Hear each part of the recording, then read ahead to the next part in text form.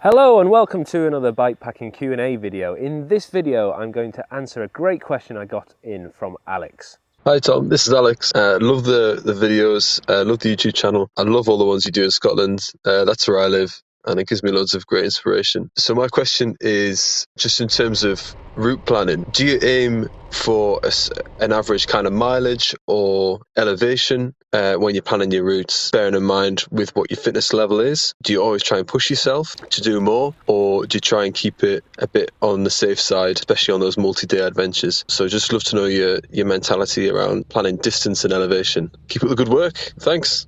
At the end of this video I'm going to explain what I do, because I imagine it's a little bit different to what most of you out there are doing on your adventures. But this beginning part of the video I'm going to explain how many miles you should do while you're out on your adventures. So how many miles should you actually be doing then? If you type this into Google, it comes up with 25 to 70 miles, which I think is a little bit random. However, I do think 30 miles to 50 miles is reasonable for most people, especially if you're riding all day. You don't have to rush and you can take your time. You will be surprised if you take things leisurely how many miles you can cover. If you feel really fit and you think 50 miles is too easy, then again, you can do more than that. It's not a problem at all. But I think if you're asking this question, you're probably just starting out, and I think between 30 and 50 is reasonable for pretty much everybody. Now, there are a few things to consider before you actually plan your route and decide how many miles you should be doing. The first, and Alex mentioned it, is elevation.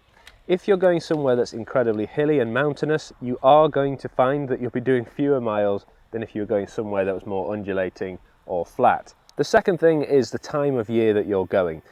I tend to find when I'm bikepacking in winter, because I cycle all year, go bikepacking all seasons, I go a lot slower than if I was going in the summer. That could be the fact that I'm probably out of shape over the winter and not in my best condition, but I also think it's something to do with the weather, your morale, the state of the tracks and the roads, the fact that you're probably going to end up with more mechanicals and punctures in the winter than you might in the summer. All of those things are going to slow you down. Number 3 is the terrain. Now, if you're cycling off-road, you're probably going to find that you end up doing fewer miles than if you were cycling exclusively on the road. So you've got to bear that in mind. You may also find that there are more technical sections where you have to walk your bike, which can be very challenging if you've got lots of bikepacking gear and you're not used to it, versus being on the road where chances are you won't have to walk at all. And the final point is, how much gear are you going to be taking? Even if you're a relatively fit cyclist and you haven't been bikepacking very much, you'll be shocked how few miles you can actually do before you start to feel tired versus what you would normally do out on a training ride. So now you've thought about all of those things, how many miles should you do? As a general rule, in my opinion, if you're doing summer riding, which is mostly on roads, you can probably do near to what you would on a training ride, maybe 10% less. So if you find a 50-mile ride quite challenging, 45 miles with the bikepacking bags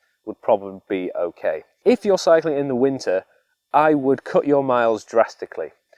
It's something I've learned from doing loads of cycling in Scotland over the winter. You always get more tired and you always end up with things going wrong, and you end up wanting to stop sooner because it's cold, miserable, and there's less light in the sky. So what should you do in winter? Probably about 50% off what you're thinking. So if you're used to doing a certain amount of mileage, half of that in the winter, you'll be surprised at how challenging you find that. If you're relatively inexperienced, you do need to factor in that there will probably be things that go wrong that don't normally happen when you're out cycling, like things coming off from your bikepacking gear or losing equipment or straps breaking. So I would always plan to do less than you actually thought, just so you've got time to fix those things, especially if you're on a tight schedule, if you've booked accommodation or transport. Don't overdo it. You'll end up ruining the trip because it's so stressful having to get to a certain point by a certain time. If you feel like you're rushing, you just won't enjoy it. So what do? I said I'm a little bit different to most people in that I make these cinematic bikepacking films from all over the world.